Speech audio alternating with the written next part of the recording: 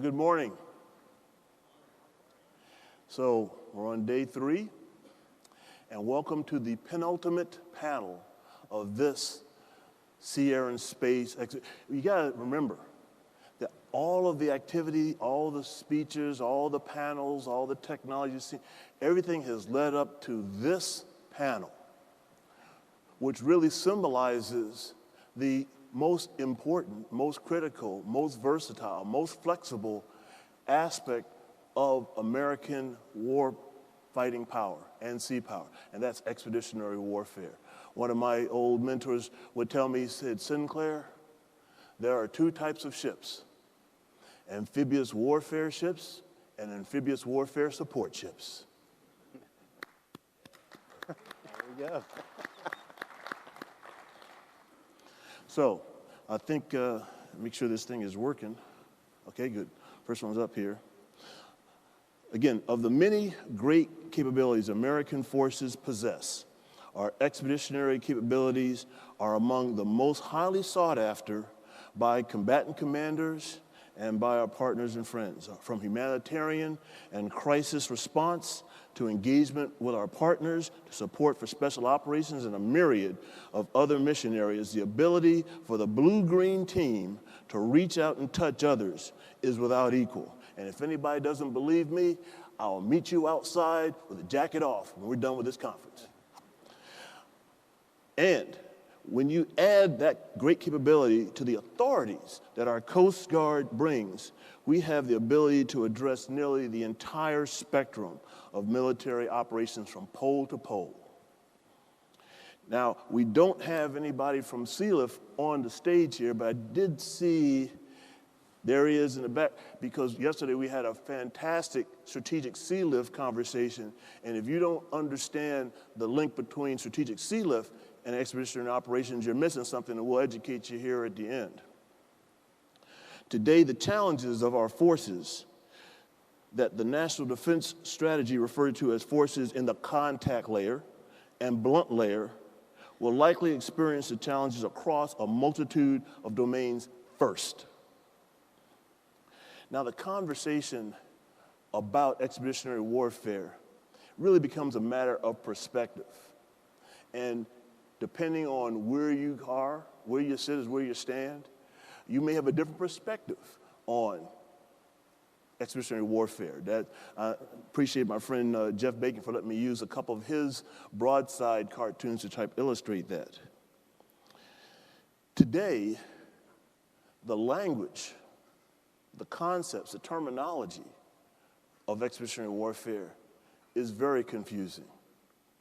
There's a lot of different things that come across the path. This is just a small sample. In fact, when I shared this with some of my friends in expeditionary warfare, they said, well, you forgot about this, you forgot about that. There's a number of different terms that come to mind, and this is just a sampling of it. So let's unpack that today. Let's dive deeper into that today, and we're going to try to do it in at least 3 buckets. The strategy bucket and concept bucket, unpacking the language and the priorities that you see in the words that you see behind me today. The acquisition and procurement bucket, what's needed, what industry can do for these warfighters and the warfighters that are out front in the tip of the spear. And then the personnel and training bucket. I think the Undersecretary was very eloquent in talking about education for sea power and bringing the blue-green team together. And I would hazard a guess that he would include the Coast Guard in that blue-green team and bringing those officers together. And by the time they become certainly old salts like myself or somebody in between, they'll have even more imagination, more innovation, better concepts that can be used, and then working with our partners will be key. So I'm very honored to have with us the perfect panel for this conversation. With us today is Rear Admiral Jim Kilby. He's the N9I, and if you don't know Jim Kilby, you should. I think from all of us who had the opportunity and honor of serving with him, he's a surface warfare officer, swole. And I'm not going to read his bio. You all got phones. You can go download it and Google it. But he is charged today with the integration of requirements and balancing priorities. No one else knows better or deals more squarely with the challenges of balancing these priorities and requirements across all of naval warfare than him, in terms of the people, the platforms, and the systems. So please welcome Jim Kilby. He's going to kick us off, and then I'll introduce our next speaker after that. Thanks. Thanks, Dick. Hey, welcome, everybody. It's good to see you and good to be here. I want to give a special shout out to my classmate and good friend, Rear Admiral Jesse Wilson over here. He is the Commander Surface Forces Atlantic, takes care of our amphibious ships in Little Creek on the Atlantic coast. So he's a key member of the community that protects those ships and prepares them. If any of you were here and heard my boss, Vice Admiral Mers, yesterday in the shipbuilding panel, he talked about what the N9 does. A little different than other services. We do requirements for the Navy. So we are privileged to think about things from the perspective of all the resource sponsors, in particular for this panel, N95, the Expeditionary Warfare Group, and you'll hear from Dr. Giviani after me, and we look forward to this interaction. But our goal is to, as Admiral Harris indicated, deliver the best balanced program we can within our lines to meet the fight that we anticipate in the future. So that's prescribed now and defined by a strategy set which, as you've heard in other panels, is really aligned from the top down, from national defense strategy down to the very bottom. So our focus areas, our guiding principles within that subset of documents are distributed maritime operations, which is operating forward in a manner against great power competition, and it's supported by the two concepts we're going to hear about by General Liszewski, which is littoral operations in a contested environment, LOCI, or a subset of that, expeditionary advanced basing operations. So I've had the privilege over the last 6 months to work with General Berger and the MCITIC staff as we've gotten together more frequently to talk about the maritime fight or the naval fight and how both services, the Navy and Marine Corps, will work together to deliver that. So that's really the nexus and focus, I think, of our panel from a strategy perspective, but also from an equipment perspective. So my job is the integrator. So I take components of the program, both from air, all from air, subsurface, surface, and expeditionary warfare, and try to work that together in the best program we can. So from my perspective, I want to talk a little bit about those major subsets. So the first subset in N95 I want to talk about is mine warfare, or MIW. That has two components, sometimes confusing to folks: maritime countermeasures, which is the defense of mines, and mining, which is the placement of mines. And there's many subsets in those, and it's extremely complicated warfare areas. Any of you have had any experience with it? No. But we are in a period of transition from legacy mine forces, MCM, mine hunting ships, the Avenger class, and MH-53s, to a modular force. And we're kind of in that position right now where we're transferring that control as that program delivers in the future. So that's the mine warfare mission package with LCS. It's the ability to export that mission package on other platforms. It's the technologies that will help us get at more advanced mining capabilities. So some of those are the unmanned surface vessel, which has an AQS-20 sonar suite, as well as an unmanned influence sweep system. So that's going to be out in 20, and we're going to start developing that and understanding that and working with that to deliver that modular force. Also, unmanned undersea vehicle known as Nightfish. So all those are technologies that are going to help us get at this very vexing threat in all environments, in both great power competition as well as some local areas we've long been worried about. Amphibious ships. So again, Admiral Wilson takes care of those ships, the man training and equipping of those ships on the East Coast, and N95 and the N9 procure those ships. So the requirement is 38 ships, 12 big deck amphibs, 26 either LSDs or LPDs. We're going to deliver an LHD in the budget that's being considered on the Hill right now. LHA-9, that's an important, LHA, that's an important platform because unlike LHA 6 and 7, it includes a well deck for landing craft. It has that connector capability that we value so highly in expeditionary operations. We're also going to deliver 2 LPDs in the budget, one in 21 and one in 23 for consideration now. So all those are important factors. I guess I'd just like to break the paradigm down a little bit. In the Pentagon, as we talk about expeditionary operations, we don't view these amphibious platforms as just a transport ship or a truck. They're much more than that. They provide access, maneuver, sustainment with an airport, seaport, hospital, and a very capable combat systems suite. So those, in conjunction with things like the Joint Strike Fighter, are really changing the way we view those assets and how they would help us in this great power competition. So I think it's important to look at it from that lens and consider all those things across the whole spectrum of warfare. Connectors, I think we're going to hear about from General Liszewski, but the ship-to-shore connector is a replacement for our LCAC. There's 21 of those in the program, and we're replacing all our LCUs, the 1610 class, with an LCU 1700 class. So that's an important step and advancement for us from a procurement or a hardware perspective to deliver that capability. I talked a little bit about integrated fires, or at least intimated that when I talked about Joint Strike Fighter.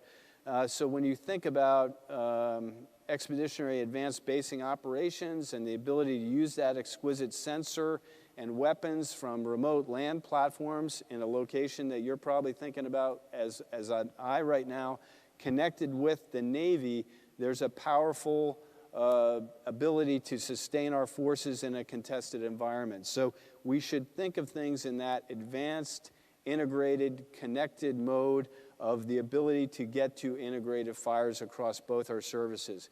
And those are the kinds of conversations I've had with General Berger and his staff, and Admiral Mers has had with General Berger as we've advanced this thinking collectively of a naval fight vice a Navy fight.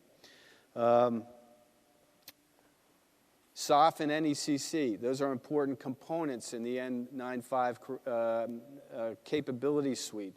So that's Naval Special Warfare, that's expeditionary operations with EOD forces, it's NECC.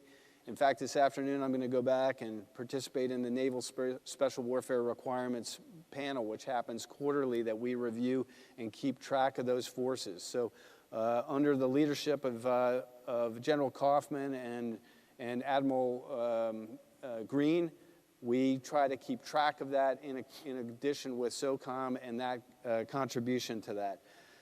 So I'm going to yield the floor here, but I want to go back to where I began and just connect the national defense strategy, subordinate naval strategy, distributed maritime operations, littoral operations in a contested environment, expeditionary advanced basing operations. All those are somewhat new terms, somewhat of the unpacking that Admiral Harris wants us to get at here, understanding how those forces will play with in the future. So I think we should all think about the opportunity here, maybe not necessarily from our consistent viewpoint in the past of how we traditionally define those warfare areas. I think we're probably going to get some engagement saying, how can we help, Kilby? Well, I'll give you one example. We are under the sponsorship of N9 and MCCITIC and DASN, RDT&E. We are conducting a series of experiments or exercises called ANTEX. That's Advanced Naval Technology Exercises. And we invite industry, academia, government, research, other developmental organizations to come and demonstrate emerging technologies that could be matured quickly. So I did a panel at the Surface Navy Association on accelerated acquisition. This falls under that hat. It's another way to get at it and get at ideas and concepts and demonstrations quickly. The best athletes in those exercises compete for some dollars that we can align to them quickly and expand and demonstrate that capability. The next one is based on maneuver, logistics, and force protection. That's 9 through 19 July in Camp Lejeune. So that's an example of a way to connect in that and understand what the suite of things we're trying to get at is and how maybe you can help us understand that and advance our cause. So I really look forward to this panel and your questions, and I appreciate the ability to address you today. So thanks, Admiral Harris. Well, thank you so much, Jim. That was a perfect way to kick this off. And really, it does break down the stovepipes, expeditionary warfare, and bringing all naval capability together. Our next panel, and we wouldn't have a good panel on expeditionary warfare without N95 being here. Now, General Kaufman, I guess he's in transition right now, or I don't know, but we're blessed to have Dr. Frank DiGiovanni. Now, Frank comes with an Air Force background. He's a doctor. He's done personnel work. But what is most important, he is an innovative thinker, and there's few people that are more innovative in the thinking and a fresh look and approach that crosses all the areas that come under the resource sponsorship of N95 better than Frank. So he's going to unpack that amphibious warfare, special operations, mine warfare, NECC a little bit more. Over to you, Doc. Thank you, Sink. I appreciate it. So I will kind of add to what Admiral Kilby has talked about. So 3 areas. We'll start with the first one, concepts and strategy. So expeditionary advanced basing operations.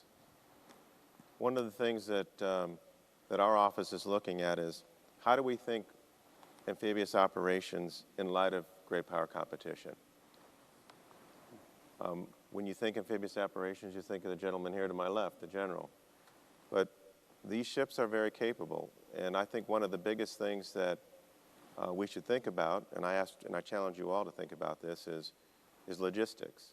So once the Marines are ashore, how are we going to sustain them, particularly in a conflict environment? Mm-hmm.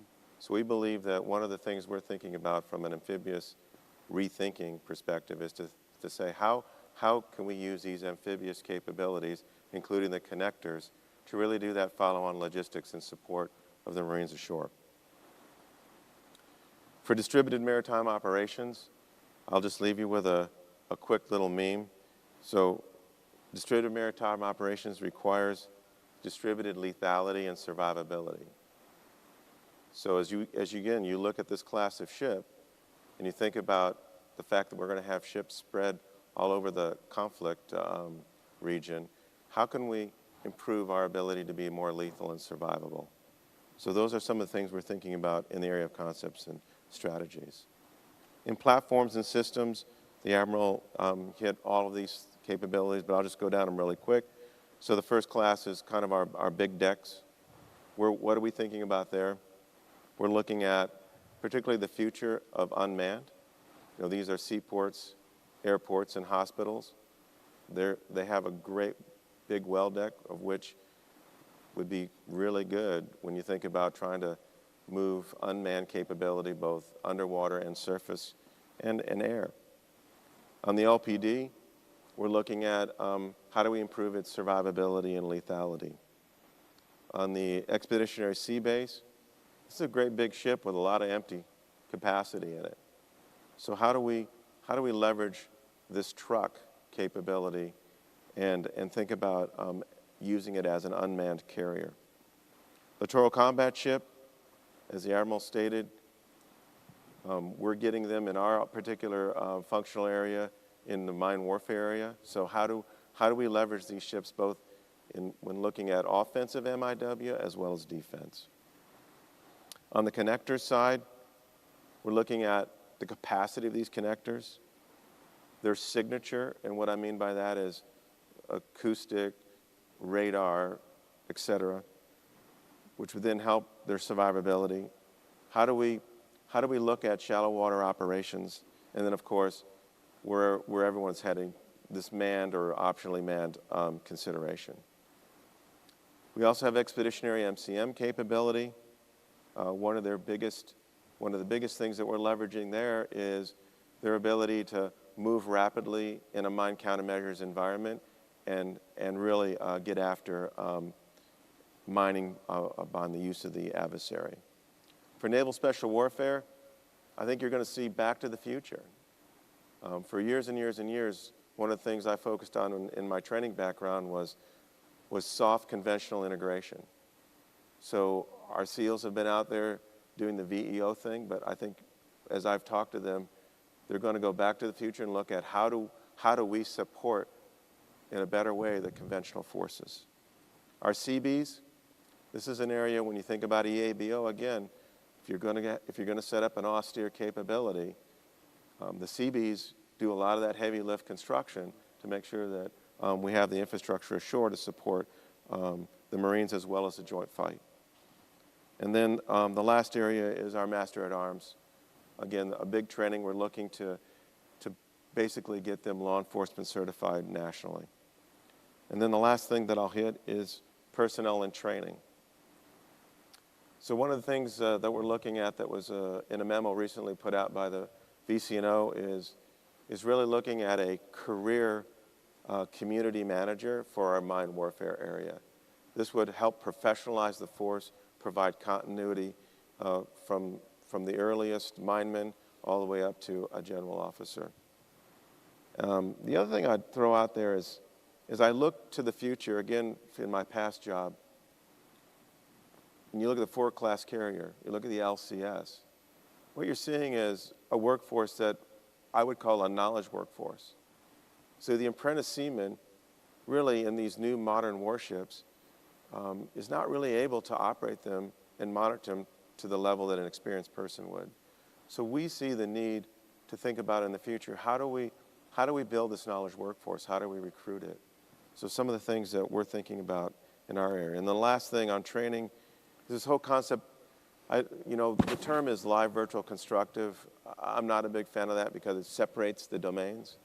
So I like a blended reality. So how do I get the training environment to be seamless to the operator so that there's this blended capability where you really don't see the lines between a live, virtual, and constructive capability, but you're giving that trainee as realistic of environment as possible.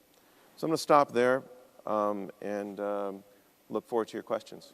Dr. Frank, thanks so much. That was excellent encapsulation of the heavy work that's been going on by N85, 75, 85, 95, depending on which time frame you came to OpNav in. And please give great congratulations and thank you to Major General Kaufman. Stretch has been a fantastic leader, and I know you're helping keeping that ball rolling. So we've talked about getting to the fight. We've talked about staying in the fight. Now let's talk about the fight. And with that, we're going to bring up General Steve Liszewski. You can read his bio if you go on Google, but here's what you need to understand about his current job in policy, plans, and operations. Nothing moves in the Marine Corps without PP&O say so. So over to you, Steve. All right, thank you, Admiral Harris. And thank you to the Navy League for sponsoring this event and bringing together the community of interest for Sea Air Space. But this morning, the community of interest for expeditionary operations, a topic obviously near and dear to every Marine's heart. What I thought I would do today is kind of take a step back, kind of go up to the 10,000-foot level for just a minute and touch on some of the things that Admiral Kilby described, kind of walk us through the logic train to explain kind of the current concepts that we're looking at developing, and then also take a look at some of the formations and capabilities that are inextricably linked to our success in being able to execute expeditionary operations in the future operating environment. So, as Admiral Kilby pointed out, 2018, new National Defense Strategy was signed and was put out there. And that National Defense Strategy gives very clear and strong guidance to the entire department and to the services. And it describes a future operating environment that is challenging. There are a couple of key things that the NDS tells us to focus on. Number one, it points to an environment that's going to become increasingly complex because of the interconnected nature of the modern world. We face a world that is more complex than it has been in the past. The NDS also points to the idea that there's going to be rapid and persistent technological change, and that we will be challenged to maintain our technological overmatch with potential competitors and adversaries. The NDS also tells us that that we should expect that those adversaries are going to contest every single domain that's out there. And I think one of the common threads you'll hear through these concepts is that each one of them acknowledges that and acknowledges the need to be able to fight and win in all of those domains. The NDS also tells us that the strategic environment is shifting and that we're actually moving towards a period where we would anticipate greater disorder, that there are an increasing number of nations out there that flaunt the long-standing international norms. And then last, and perhaps most importantly, the NDS points towards the idea that we are now in an era of great power competition, that state-to-state competition is now the primary driver of U.S. strategic interest, and that's the greatest threat. The greatest threat to the nation is no longer posed by terrorism, but rather interstate competition, and it tells the department to focus on those things. That NDS then tells the department to do really two things that we focus on inside of PP&O. The first one is to build a more ready and lethal force. And the second piece is to get out there and strengthen alliances and partnerships around the world. So the Marine Corps takes a look at that guidance, and with our brothers in the Naval Service and brothers and sisters over in the United States Navy, I think we've come to the conclusion that this points towards an increased need for forward deployed naval expeditionary forces that can do really three things. The first one is to compete below the threshold of armed conflict. The second one is to be able to deter potential adversaries. And then the third thing that we have to be able to do as a part of that expeditionary team is, if necessary, fight and win. So the NDS points us in that direction. And then as a result of that new strategic environment that we have a greater appreciation of, as Admiral Kilby pointed out, we've started to develop some new concepts. That capstone concept for the United States Navy is DMO, Distributed Maritime Operations. As a subordinate concept to that, both the Navy and the Marine Corps have started to develop a concept known as littoral operations in a contested environment. So that concept was signed by the Chief of Naval Operations and the Commandant of the Marine Corps.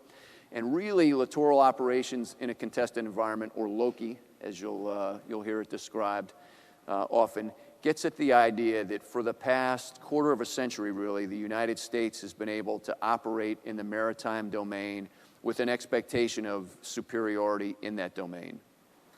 But it acknowledges the fact that the era of superiority in the maritime domain is quickly fading, and that in the new world that we face, we are going to have to be able to work as an integrated team between the United States Navy and the United States Marine Corps and be able to fight and win in 5 domains. And the 5 specific domains that Loki talks about, obviously the first is the sea, both at sea and under the surface. Loki then calls out the domain of land, the ability to project power ashore.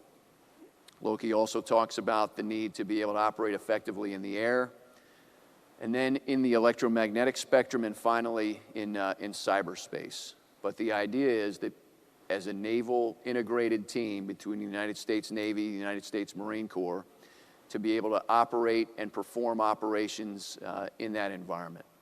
As a subordinate concept to Loki, the Marine Corps with the United States Navy, we've begun to develop a concept known as EABO, Expeditionary Advanced Based Operations. And the underlying idea behind EABO, it's all about distributing lethality across the battle space in support of a larger maritime campaign. And it gets at the idea of how does the Navy and Marine Corps fight to win sea control.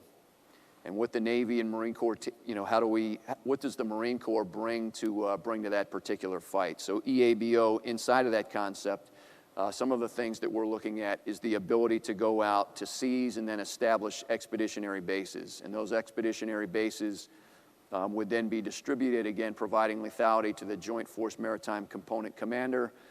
Those bases could be used for a variety of things. It could be that base is used to collect and as a sensing platform.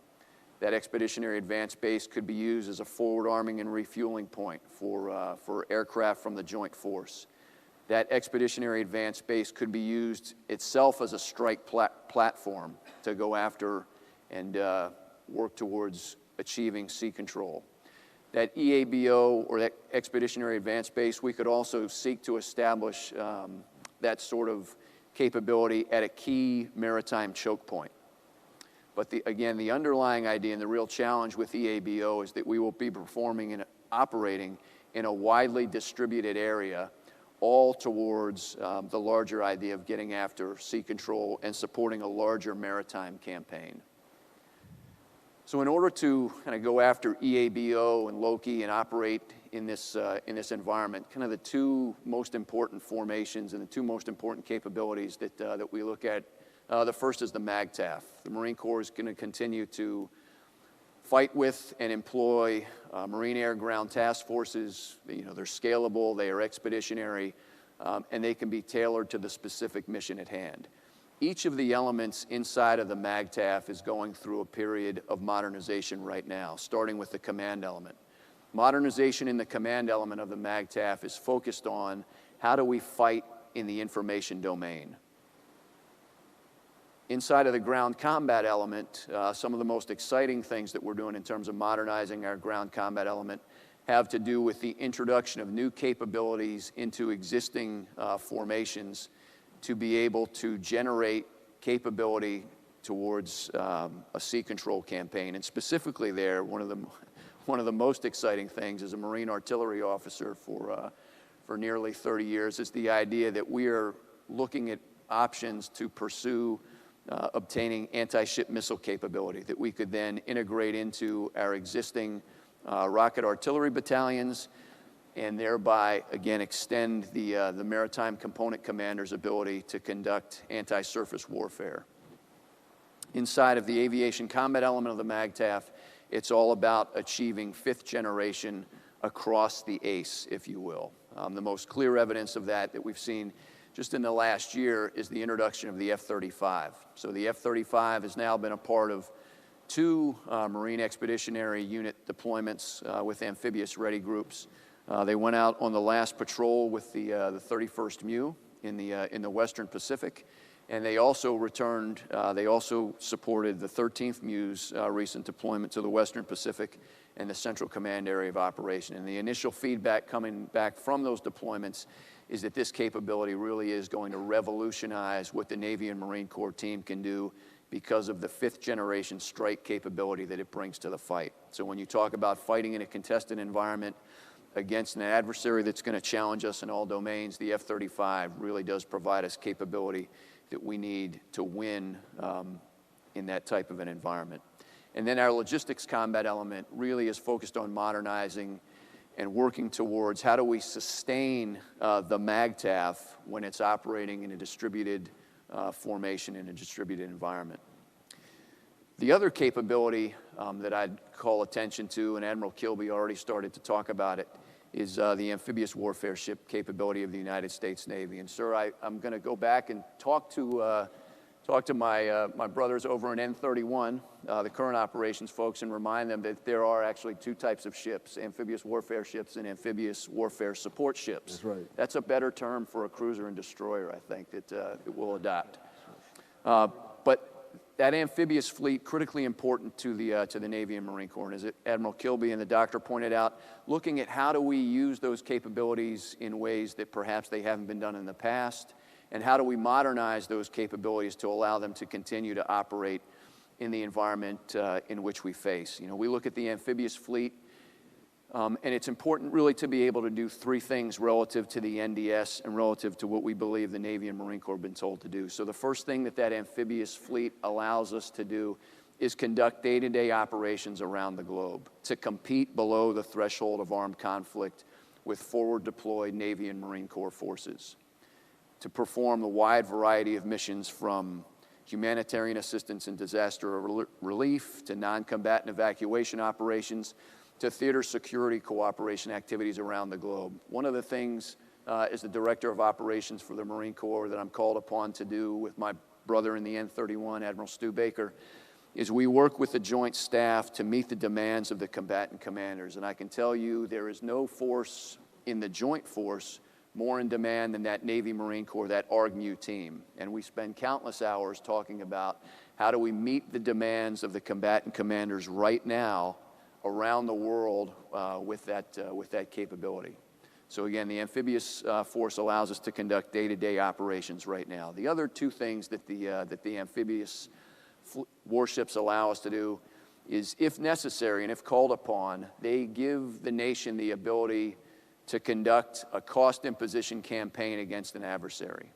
So that adversary may be strong in a particular area, but we know that given the nature of the world we face today, an adversary will rely on capabilities and locations around the world. That amphibious warfare fleet allows us to hold those areas around the globe at risk because we have the ability to strike around the globe in support of national objectives.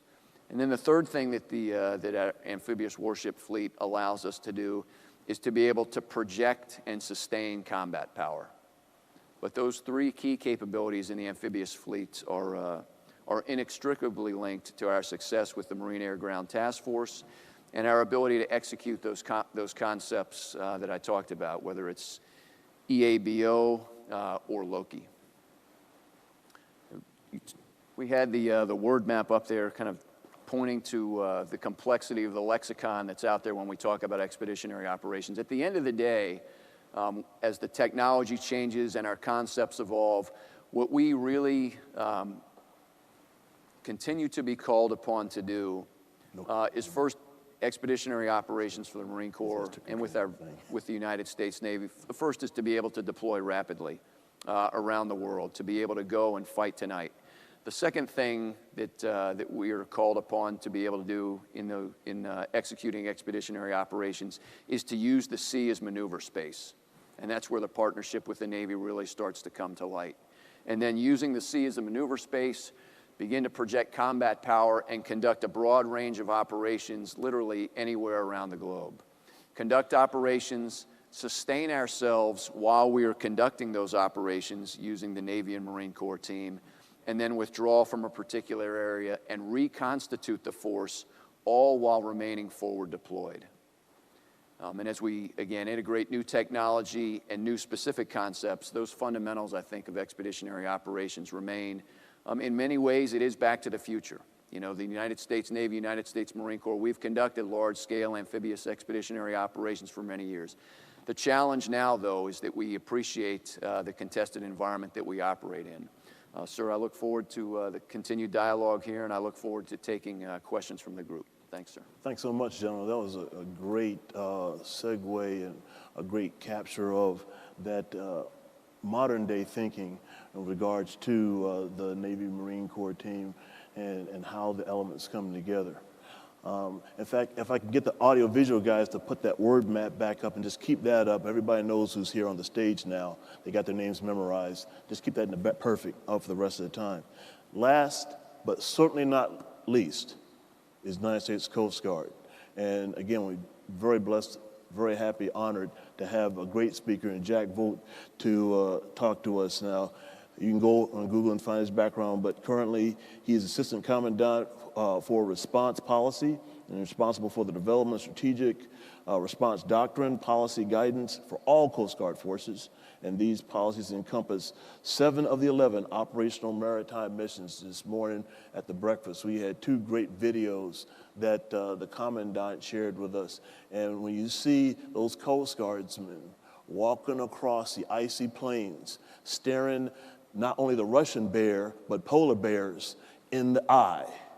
Now that's expeditionary operations at its finest. So Jack, over to you, sir. Admiral, thank you very much, sir. And I'm going to pick up on that amphib theme because as a career aviator, I mean, we don't really care if it's amphib, carrier, LCS, because to us, expeditionary warfare is all about getting the aviators into the fight. So thank you very much for having those bobbing platforms that get us there. But a little background, the Coast Guard's been around since 1790, a part of every overseas war or conflict since that time frame in our nation's history, either independently or that hard nucleus about which the Navy forms in time of war. And so we've been there in the fight since that time. What value do we bring? The Admiral mentioned it earlier in his introductory remarks. We have a unique ability to ebb and flow between our authorities. Title 14 is our law enforcement authority, our search and rescue authority. Title 33 is our regulatory. With regard to our sea service partners, we generally operate under Title 10, but in Southcom on a daily basis, we ebb and flow between those authorities in a DNM type mission and then into our law enforcement to affect endgame in that op area. So pretty unique that we're able to do that. I think something that's important that the Coast Guard brings to the fight in the expeditionary warfare sense is that white hull with the red and blue stripe, it conveys a different optic. It conveys a different strategic message than our Navy partners. And sometimes that's a benefit depending on the national policy objectives related to national security in the maritime domain. Certainly our broad range of missions, we operate in the defense and counter-terror environment, in particular with our defense partners, but we can easily transition into search and rescue, environmental response type missions it creates. And at the operational and tactical level, I think something that we pride ourselves in is our boarding expertise. At-sea boardings is what we do, and we think we're pretty good at that capability, and I think that's a force enhancer for our partners, especially in the Marine Corps and Navy. One thing that's important to understand about the Coast Guard, we are not a garrison force. Our threshold forces, our committed forces, our force generation forces in DoD speak are the same as our immediate response force, are the same as our contingency response force. As an aviator, you could find yourself doing a counter-drug mission in the Eastern Pacific or in the National Capital Region doing the Air Defense Security mission, and the next day, that same aircrew would be deployed to Florida or Puerto Rico in support of hurricane response operations. It's the same folks doing the job. We don't operate in garrison. But we are everywhere in partnership with the Sea Services. We're represented at 5 of the 6 geographical combatant commands. We're conducting operations in those regions.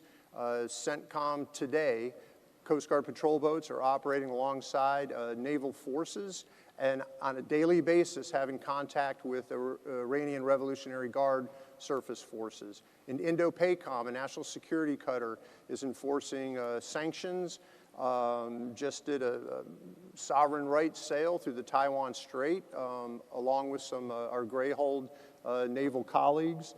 And we also have maintained presence in the Arctic and Antarctic. In the surface domain, it's the U.S. Coast Guard, and we're proud of that mission as well. I already mentioned the Southern Command counter-drug forces. Right now, most of you are probably aware that over in the Pentagon, there's an ongoing review of O plans, and the Coast Guard plays significantly in those specific mission sets as far as port and waterway security, projecting overseas and having that, not only that defense presence, but that law enforcement presence. If you think about what you want to accomplish with commercial maritime traffic or competitor or adversary maritime traffic operating in and out of our ports of debarkation. That's a good role for the Coast Guard. Some of the challenges we face, we heard earlier, we are a deploying force. We are not a overseas-based force. So logistics is always the challenge. And we heard that from our Navy counterpart. And then while we do operate quite well under Title 10 authorities, often when we go out on our own, we work hard to coordinate bilateral or multilateral agreements with partner nations or allies to bring those Coast Guard capabilities for capacity building, capability building with partner nations, and to an extent where we will conduct operations in their territorial seas, in their airspace, to effect missions that benefit the United States, benefit partner nations in support of the national security strategy, national military strategy, or homeland security strategies. And with that, I'll pause and turn it over to you, Admiral. Thank you. That's a perfect summation for the Coast Guard and impact. And I had the pleasure of working with Pat Forsois that were protecting the ABOD and KIOT during the heady days after we had taken in Iraq. They did a fantastic job bringing the right authorities and capability to the fight. Okay, so we got 2 microphones. Got one over there, one over there. I got a series of about 35 or 40 questions here that I'll work through each one of them meticulously and keep you past the allotted time unless you all get up and ask a question and stop me. So while you're warming up, and I don't see anybody moving to a microphone yet, but while you're warming up, Let's talk about Pacific Blitz. We had about 5,000 Marines conducting one of the largest scaled amphibious exercises in recent years that I can remember. And I'll start with you, Steve. Talk a little bit about Pacific Blitz. What'd you learn? Yeah, so Pacific Blitz was conducted back in March and April of this year in the Southern California operating area, all the way from Port Hueneme and Point Mugu down to 32nd Street. And it was really an integration exercise between the 1st Marine Expeditionary Force and 3rd Fleet. And what they did during the exercise was they looked to operationalize and execute some of these concepts that we were talking about. So they went out and they worked at how would we establish advanced expeditionary bases and how would we establish forward operating areas. You know, a lot of lessons learned when you get the opportunity to train with and put the team together. I mean, the great thing about expeditionary operations, and I think one of the reasons that, that sailors and Marines are drawn to it is because it's the ultimate team sport. There's no one element of that team that's going to make it a success by itself, but they've got to be able to come together and integrate capabilities in order to generate effects. And I think that's really one of the most important takeaways from Pacific Blitz. It pointed at the need for the Navy and Marine Corps team to continue to get out there and train at scale. Right. So you can do a lot of things using simulation and in a virtual and constructive environment, but there really is no substitute for actually putting sailors and Marines on the ground together with ships and actually exercising that capability. So again, the need for naval integration and naval integration at scale. The other lesson I think that they really came away from Pacific Blitz was we relearned the old adage, you know, amateurs talk tactics, but professionals talk logistics. That when we talk about EABO and how to execute some of these concepts, it really is all about how are we going to sustain the force operating in a very distributed environment in both time and space. So again, the idea of naval integration, the idea of logistical support. I guess the other big lesson is just command and control. You know, so working the relationships, how do you bring the team together to effectively, again, achieve effects? But also on the technical side, how do you blend the systems, the sensors, the command and control capability that we need to work the forces together? A lot of work to be done in those areas, but a lot of progress being made. Thank you. So I agree with everything General Liszewski said. I mean, I've read some ARRs from Admiral Alexander, who's the 3rd Fleet commander, and he specifically talked about those elements about logistical support, connectors, moving the fleet. How do we do that quickly? How do we do that responsively? How can we anticipate that and have a force ready to do that?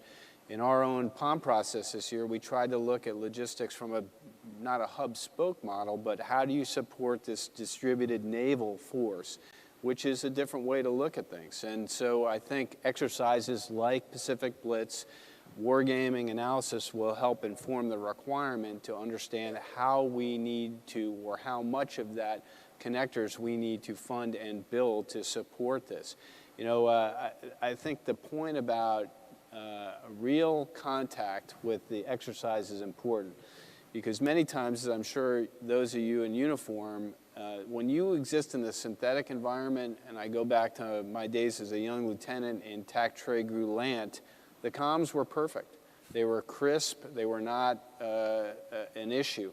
But when you exercise, now you can't get the circuit up, or I have trouble connecting, or there's a problem with crypto, or I have a problem getting the connector to support on time.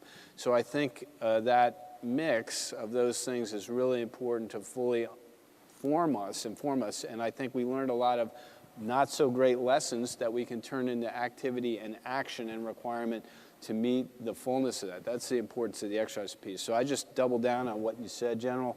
Really important if you read Admiral Alexander's words about maneuvering folks around. And it doesn't just involve the Marine Corps, it involves P-8 basing as an example. How would we handle that in an AOR as big as the Pacific and be able to maneuver? How would we refuel those elements with things that aren't the size of a tanker but fuel bladders, and move those fuel bladders in a way that we can be responsive? I think it's super important. Thanks. Outstanding. Go ahead, Don. Just one quick comment also is the strategic value of those kinds of exercises and the demonstration of U.S. resolve. One of the things that we think about is the win without fighting and how the amphibious force, from a presence perspective and from an exercise and training perspective, serves as a deterrent. So I just add that to the lessons learned. They are watching. And I think what it shows when we show that capability is that, you know what, today may not be your day, and maybe tomorrow ain't your day either. So we're always there and capable of staying in the fight. Okay, so we got the first brave young man here at the end. Tell us who you are, where you come from, what your favorite football team is, and then your question. It'll start in a minute. You're on. Good morning, sirs. Commander Trevino from NGA. Favorite football team is Jacksonville Jaguars. And I appreciate the panel being here today. I do have a question. Admiral Harris mentioned the amphibious naval supporting ships, and I was on board those ships back in the 90s when we were doing live fire exercises in Vieques, Puerto Rico, for naval gunfire support, and what is now naval surface fire support. And I'm just wondering, has that warfare area declined in the past recent years, and what do you foresee as the future of naval surface fire support? For example, at NGA, we are still producing products that are, in my opinion, dinosaur products, you know, paper charts to support some of these exercises versus doing improved digital products and integrated products. So I'm just trying to see what you see as the future of the NGFS and NSFS, and what are the gaps and requirements that you see? Yeah. I think this is for you. Yeah, so I'll take a stab at that. Just having recent experience as a strike group commander, all our ships still certify in that mission area, as you know. I think the complexity, though, and the maneuverability and understanding of the adversary maneuvering as we are maneuvering could affect the way we view this in the future. So the Marine Corps has long been interested in advancing that capability, extending that fire capability. I think the nuance here that General Liszewski talked about is in an area as complex as the Pacific. Now we're not focusing inward necessarily on land targets, so that's important, and we still need to do that and build that into our repertoire and our skill set, is a land-based option helping support sea control. And so if you've paid attention to these panels, and I know you have, you're here and you answer that question, but just for the broader audience, we've been focused for a long time on power projection ashore. And now there's a balance that we have to think about with great power competition of sea control and power projection. So I think it won't go away. It will get extended. We're looking at munitions development in 9.5 and 9.6 to support that extended range with accuracy and volumes of fires. But equally important is to understand the opportunity that the Marine Corps can present in an EABO construct with distributed maritime operations to hold the adversary at risk at sea, where we complicate their calculus. And they have to account for land forces that can maneuver as well as ships that can maneuver in that environment. So quick answer, I don't think it's going away. I think you'll see it develop and become more complex, and we'll still do that. I think what the operations will call is to the amount that we need to execute that depending on where we're doing it. So there's many different environments in great power competition where naval surface fire support could come to bear. So that's my 2 cents. Anyone else? I'd just add to what the Admiral just talked about. Absolutely, a requirement continues to exist for naval surface fire support as we conduct operations ashore and project power. But I'd ask you to really reflect on what the Admiral just said. I mean, he's talking about fundamentally flipping the script, if you will, on a potential adversary.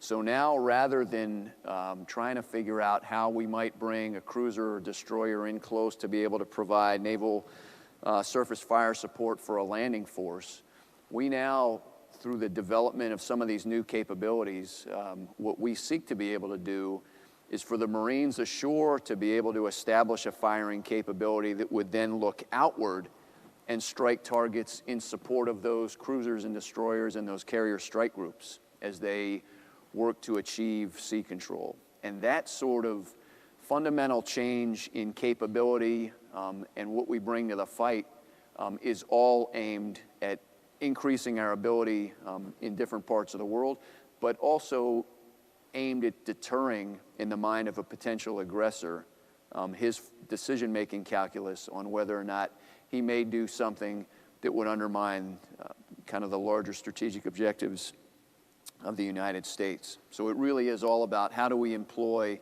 existing capability, how do we modernize it in order to be able to generate new effects in the environment we face. Thank you, excellent. Okay, I got my friend from Expeditionary Warfare Division there at the mic. Tom? Admiral, I think in all fairness, the gentleman in the back was first. Okay. Ted K. at Sayers and Nats, Redskins, Caps, Wizards. Good answer. So I've been pondering the title of this particular panel with all of its different aspects of warfighting capability. And my question, which Admiral Kilby has heard before, is to title that in terms of a capacity of our warfighting units, ships, planes, Marine units on the ground, and their ability to capture all those elements and with an operator focus of how to provide tools for them to operate more effectively. They're sort of handicapped by our legacy systems where were designed for a particular mission maybe 5, 10 years ago. Now we're trying to get them into a more agile, more flexible operational competency. And from my way of thinking, it all goes down to something I heard to my left about giving the tools to the operator that allow them to visualize more of this data in different ways so that they can integrate it into their operational plan. So my question is, what's being done to enable our warfighters, our operators, boots on the ground in ships, and enable them to complete and execute sufficiently multi-domain operations, DMO, all the things we've been talking about. Good. So I'll take a hack at this, Ted. Thanks for those of you who don't know, Captain K, he ran the SWO School department head course for many of us that are here today. So thanks for that, sir, and raising us up and setting up a curriculum to challenge us. So just like you're challenging us now, I think you're highlighting a portion of our system that we need to improve on.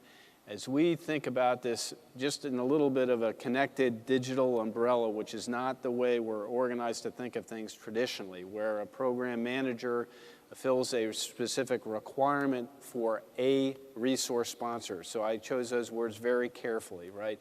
A resource sponsor, a program manager, a requirement.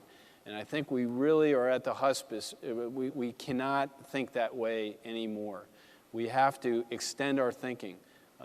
So I use integrated fires as an example. We have a very burgeoning and becoming more robust technical, phenomenal capability.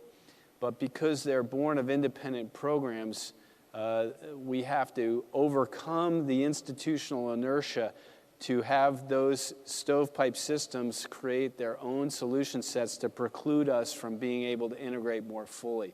So we recognize that problem. I think we have to shift our focus to do that.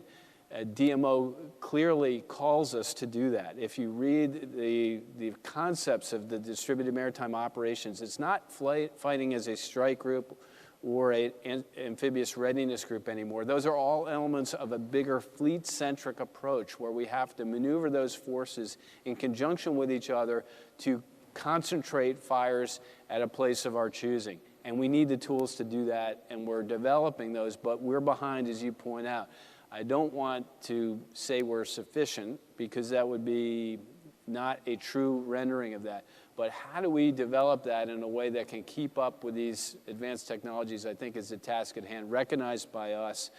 certainly my organization, to kind of develop and synchronize those effects, and then to train to them, right? So the fact that you've created this, this hardware solution that can be managed by a C2 system isn't anything until you do reps and sets with the operator to have the ability to gain currency and proficiency at that and confidence in that warfighting construct and that employment.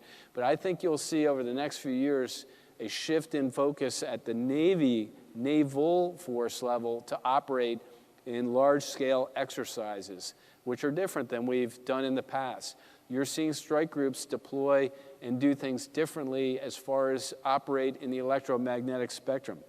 So all this are harbingers or indicators that we're building a bigger construct that supports those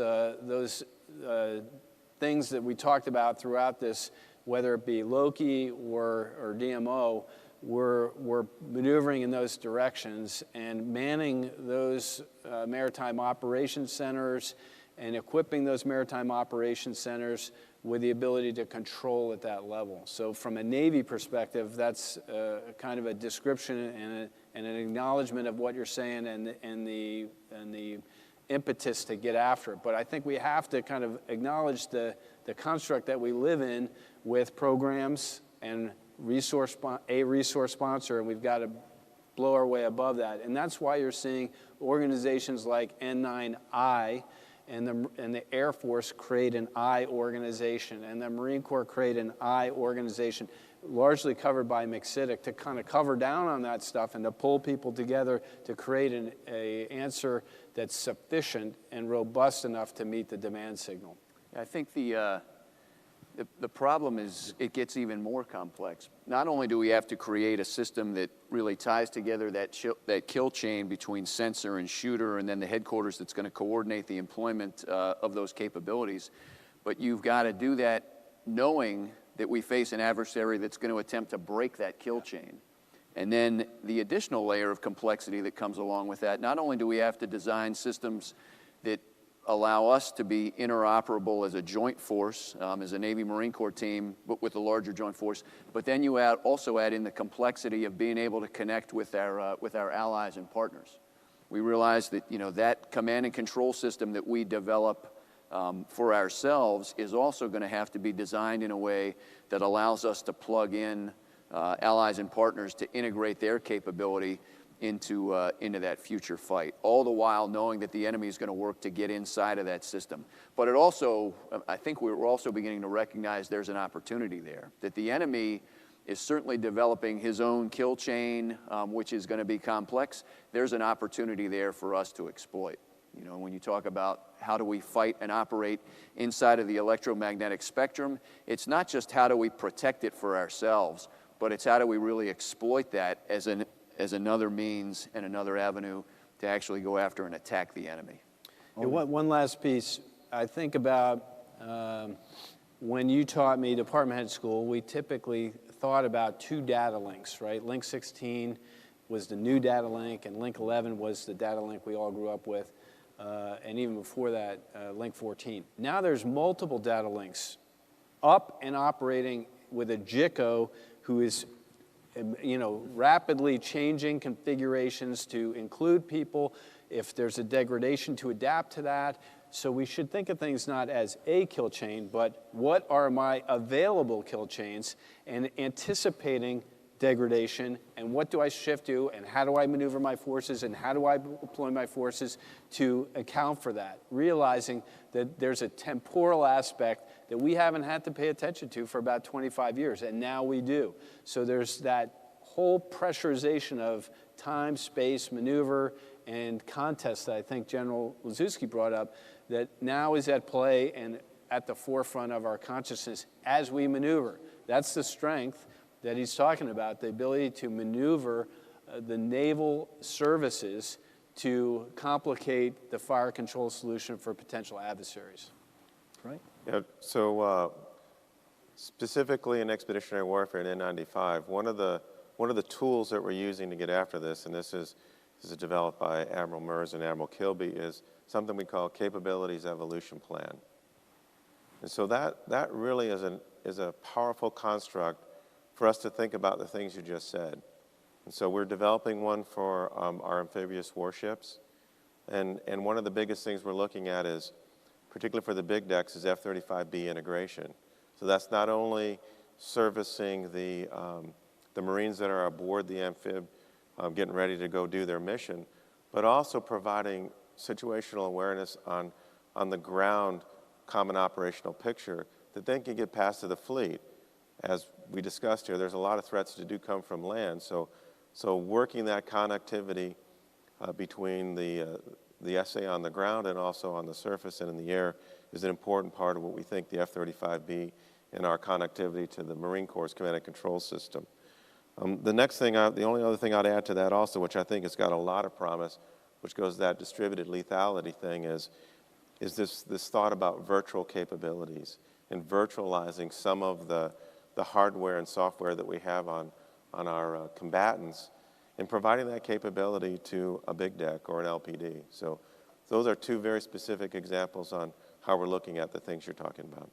Before I go to you, Tom, I want to ask Jack, Admiral Vogt, the Coast Guard with 11 statutory missions, and talk about every place in the world having to operate and multiple partners across law enforcement and defense. How do you all do it? How would you answer Captain May's great question? No, I think I'll focus specifically on the one element, I think capability versus capacity. And if you look at our acquisition programs, I'm pretty successful in a constrained budget environment with our surface fleet recapitalization. We're still operating with hulls that are 70 years old. If you heard a Commandant, a lot of keels laid in the 50s, the 70s, the 60s.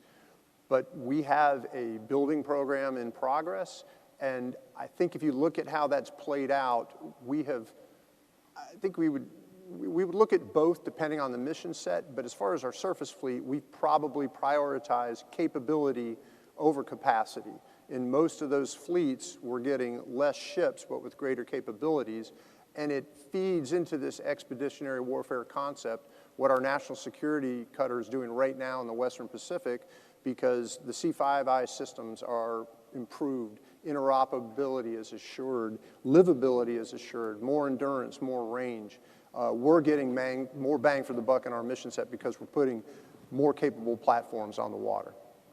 So really it goes back to being a prioritization question for the joint staff and for the senior leadership of, okay, we can't be everywhere all the time. We can be lots of places, lots of time. You need to decide where. Tom, over to you. Thank you, Admiral. Tom Weatherall, General Dynamics NASCO, and since the Chargers abandoned us in San Diego, I no longer care.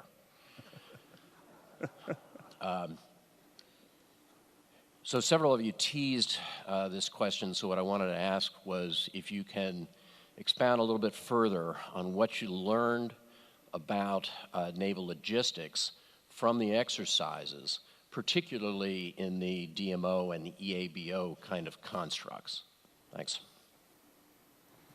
So I think the primacy of the connector and the role that the connector is going to play in being able to operate in a distributed fashion is one of the key takeaways that came from the exercise. And it points towards the idea that future connector fleet is going to need to be able to operate at speed with increased range.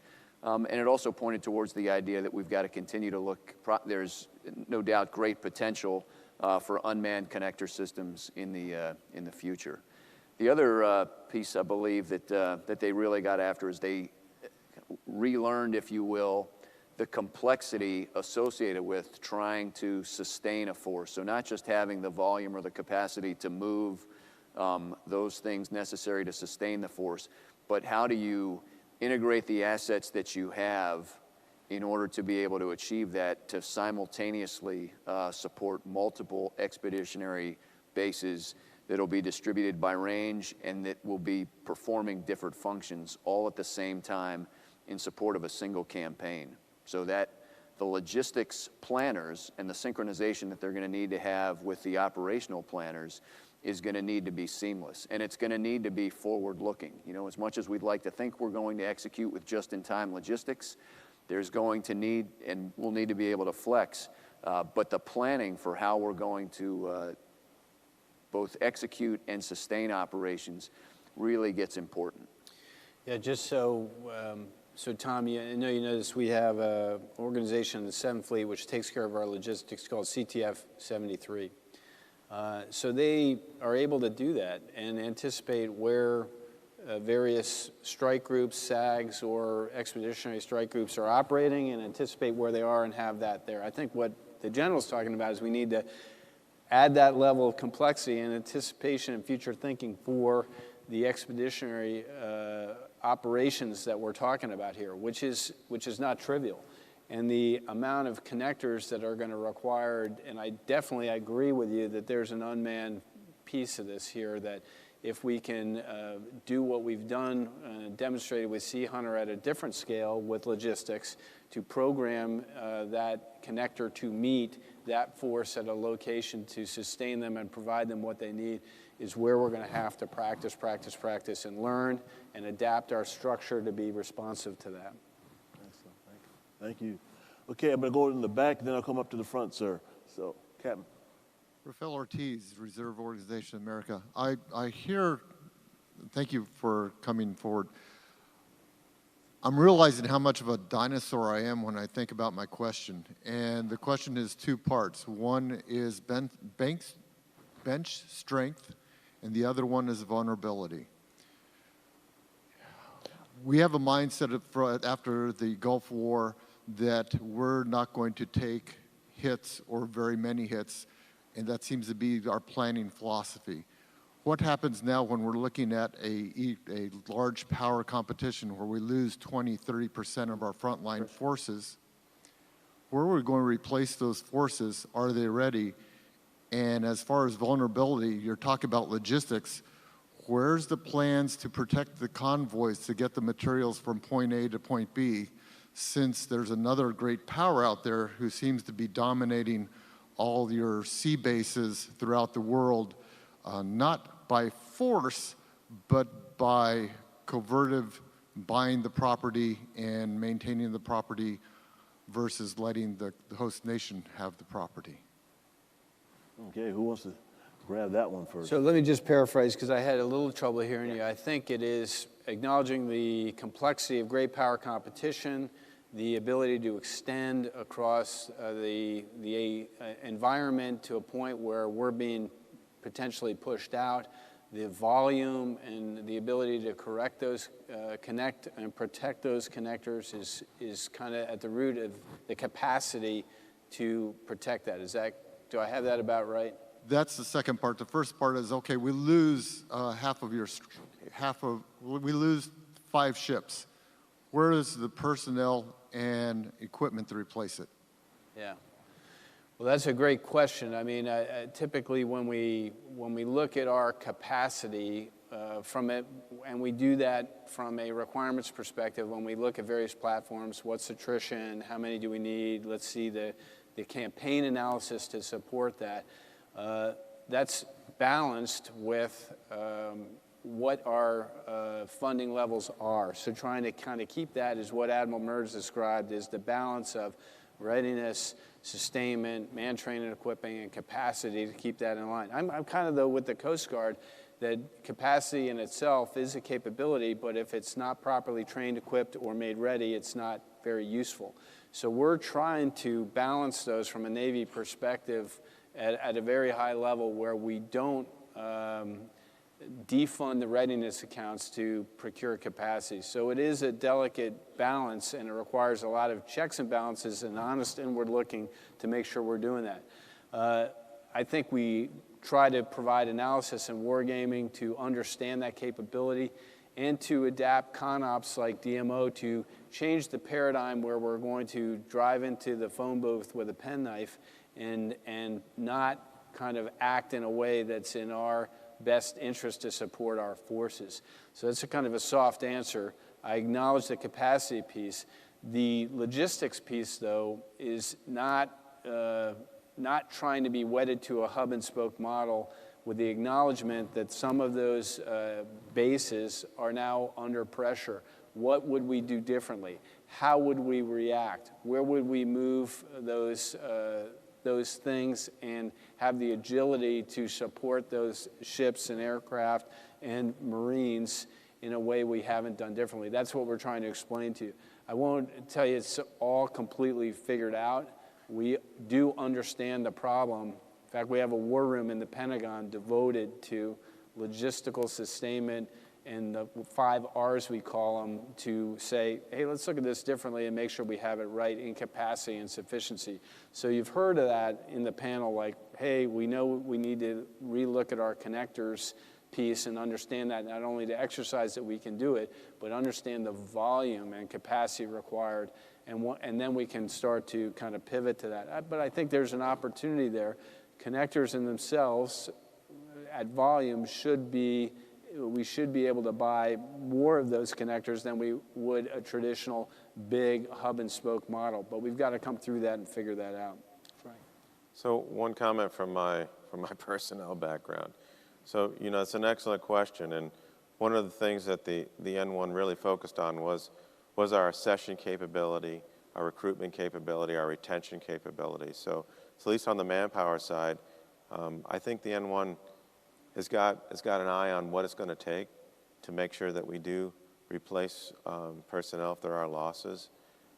I think the other thing that I heard Hondo Gertz, our RDA, say the other day is, and I challenge everyone out here, is the industrial base. That's kind of where you were? Is that where you were going? That's part of it as well. Unlike World War II, we can't put a ship out in 90 days. Yeah. So I won't go into that because it's certainly not in my area of expertise. But I do think it's an interesting point, and I have heard the RDA talk about industrial capacity. And then the last issue on survivability. This is one of the biggest things that we push for within N95 is really doing the best we can to make sure that our amphibious warships, which can serve in logistics functions, have the things that they need to be survivable. So that's kind of some of the things we're working on in N95. There was a discussion in the shipbuilding panel yesterday, which is pertinent here, and it's that boom or bust mentality, and Admiral Mers talked a little bit about studying the shipbuilding trends, at least back to 1955, where we've had some major losses from 21 shipyards now down to 7 major shipyards. So a key to staunch that, I think, is understanding what the industrial capacity is and providing a steady demand signal to prevent further degradation and then possible buildup if the nation so desires to do that. So I think that's consistent. Part of that is getting the requirement right and ferrying that in and having full understanding from a congressional perspective, from an industry perspective, from a DoD perspective, and understanding what it would take to get there and build confidence in industry that this is someplace we can go and provide a consistent product. I would like to add 3 quick points. Number one, this is exactly why the Navy League was formed. The Navy League was formed in order to keep the nation informed as a maritime power of the need to keep that capability, whether it be the industrial base, the recruiting base, having people that are trained mariners operating at sea, operating forward from the sea. That was exactly why the Navy League was born, and that's why it needs to continue. Innovation, innovative thought. This goes back to what the Undersecretary mentioned about getting the blue-green team, and when I say blue, I mean light blue and dark blue, okay, together earlier, to begin thinking more innovatively, to become up those concepts, to drive to where thing. And then the last part is classified, quite frankly. And we'd love to talk about more about, but a lot of the conversation about attrition goes black. It goes classified. So, but there are people thinking, there are teams of people thinking about this inside the Pentagon. I got a commander or captain? Captain. Captain, yes, sir. Good morning. My name is Captain Stefan Larsson. I'm the Navy attaché from Sweden. My favorite team is the Gothenburg Blues. Thank you so much for all the great presentations. About the Loki. The Loki expresses interest in 3 different areas, especially it is the Baltics, it's the Western Pacific and the Eastern Mediterranean. 2 of those happens to be areas when the Russians has built pretty good A2D2 bubbles. And that goes all over the spectrum, also in the undersea domain, with all the diesel-electric submarines and all the other threats are in the undersea domain. The Swedish Navy has operated in the Baltics for 497 years now. And what we have learned the latest years, and since the mid-50s actually, we don't build large ships anymore. We build smaller ships, we build ships that are stealthy, and we build ships that could keep ourselves under the noise, because that's one thing to survive in an A2D2 bubble. Your smallest ships nowadays is the LCS, and that's twice the size of our biggest ships. No criticism, of course, but I would like to see how you learn how you're going to operate in those environments, or if you have any thoughts to be able to work under the noise level. Your modus operandi is loud and proud, and I totally understand that with your enormous capacities. But when you're going into A2D2 zones, there's going to be a crash between A2D2 zones, because you bring your own A2D2 zone when you go in there. So do you have any thoughts of being able to operate under the noise level? And could Admiral Kilby, could you make some remarks about your the undersea warfare, the anti-submarine warfare development in those areas? Yeah, so recognizing the form we're in, I appreciate the question. I would just cite a recent deployment by the Harry S. Truman Strike Group, which operated where we haven't traditionally operated for the past 20 years. So regaining our understanding of that is an important part of great power competition. Admiral Mers mentioned yesterday a force structure assessment, which is a process we have in the Pentagon, which analyzes what quantities of ships and other platforms we need, and supports it through analysis. And it happens every several years for us to align the program to. I think when I heard you comment, you were talking about size of a craft, ability to operate in a contested environment through signature control and size, et cetera. So I think the force structure assessment will take that all into account. If you've heard Admiral Boxall speak in the past, he's a very animated speaker, and he invariably in his talk will do something like this. You know, he'll go back and forth. And right now, when he does this, he said, hey, I think we need to look and make sure we're not top-heavy with too many large combatants, and kind of look and understand the ability to distribute and support the contested environment. So I think the force structure assessment will help us get there. I don't want to forecast what I think will be the results, or what I believe will be the results, so we'll have to just see how that pans out.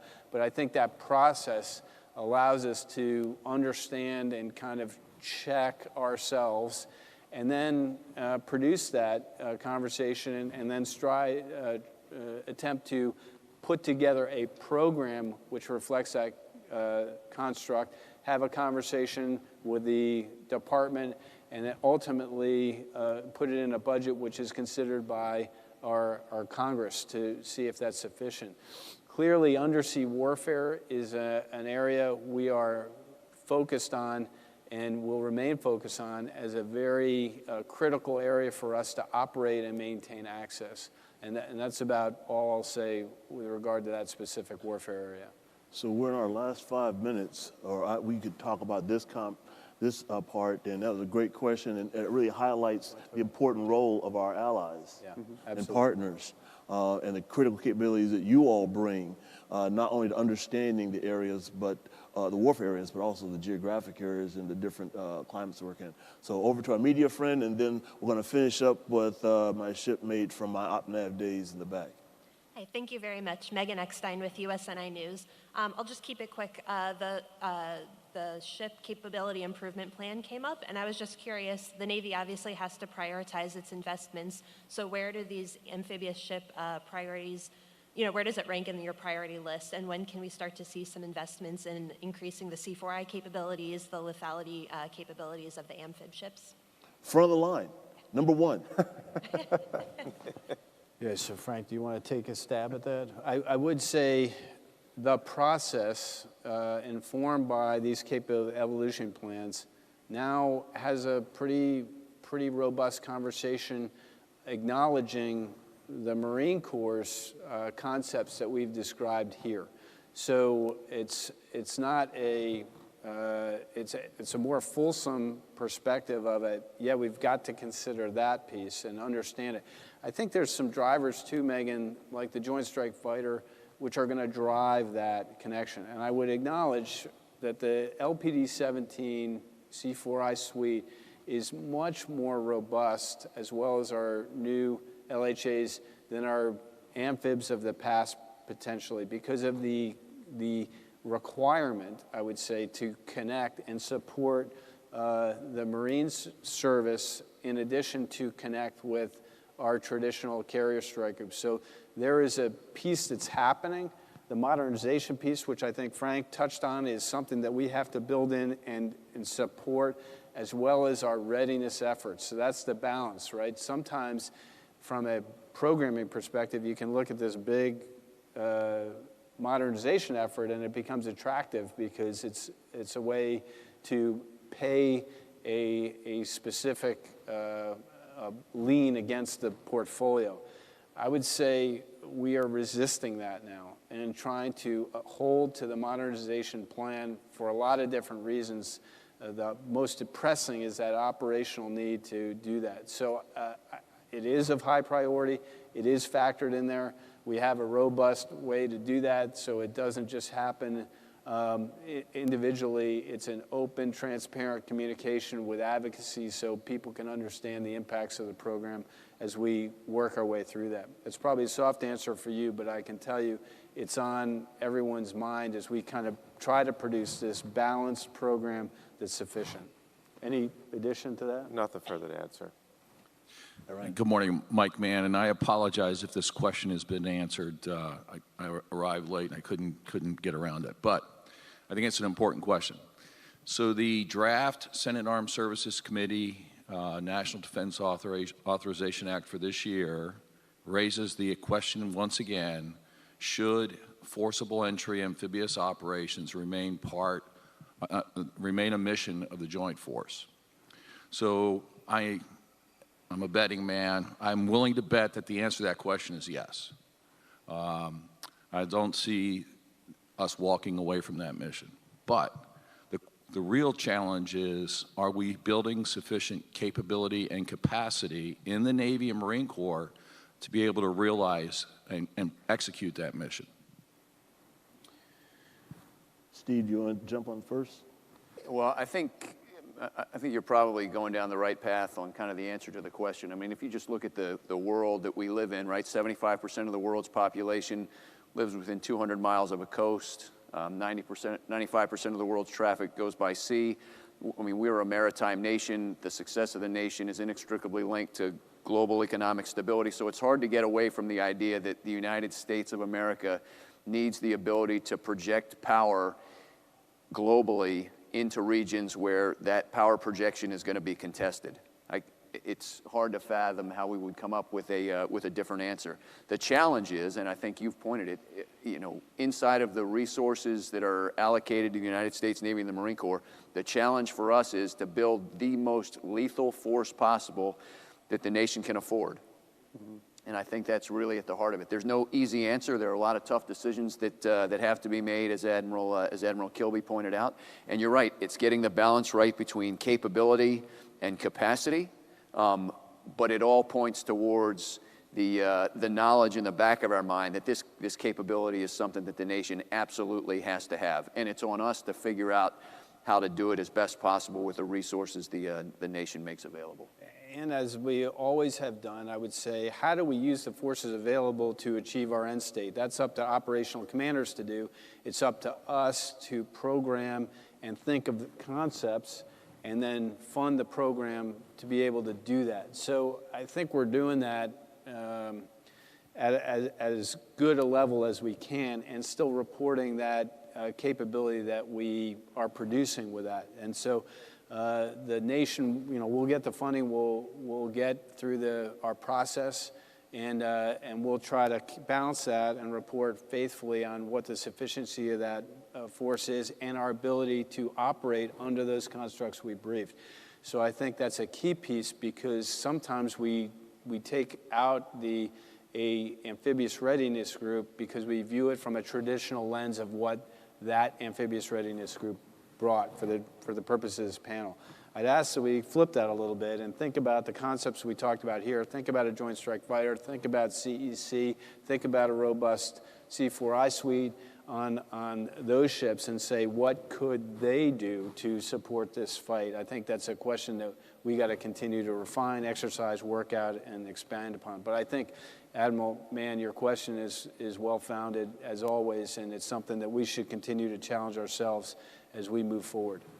So I'm getting the electronic hook in front of me here. I know our time is up, but I'm not going to let this group leave without answering one final question. When you're talking to industry, and I'm going to start, Jack Vogt, I'm going to talk with you and the Coast Guard on the end and work our way this way. What are the top 3 things that you think your service needs in order to continue to be a leader in expeditionary warfare in the areas of concern? What can industry do for you? Great question, sir. And John, I'd say survivability of our C5I systems. Right now, a communications infrastructure in the polar domains that is that's reliable and, again, survivable. And then for us moving forward, how we employ unmanned aerospace systems, unmanned underwater systems to best affect our missions, our statutory missions. So thank you, sir. Thank you. Yes, sir. I think we've touched on a lot of them, but I think survivability, absolutely. We look to industry to help get at the problem of survivability in the contested environment that we face. We talked about connector capability, the ability to develop a force that can be sustained at distance across geographically dispersed areas. And then the last one, that C4 piece, so the ability to connect different systems and different forces and able to operate effectively. So again, helping to achieve that interconnectivity through the design of the systems, and again, looking to industry to help solve that challenge. For me, in our warfare area, small, low cost, high numbers, but effective and attritable resources. So that goes back to the production issue. In MIW, I need speed, accuracy, and affordability. So we need to rethink MIW. And the last one, unmanned, unmanned, unmanned. So just 3 quick ones. I will expand upon previous folks because I think they sufficiently answered that question. But there's been an increasing conversation as we view things, as example, the recent frigate program in the Navy, where there's a conversation about understanding what we're asking for versus what the cost of that is. I think that's important, especially in the unmanned world. We may ask for something and we should set up the vehicle for you to push back at us and say, and it costs this, or you could do this, which costs less, and I know you want to get at capacity. So that conversation is important, I think. The resiliency of comms and commonality, really important. So exquisite solutions maybe aren't as helpful as a common solution which can help us integrate.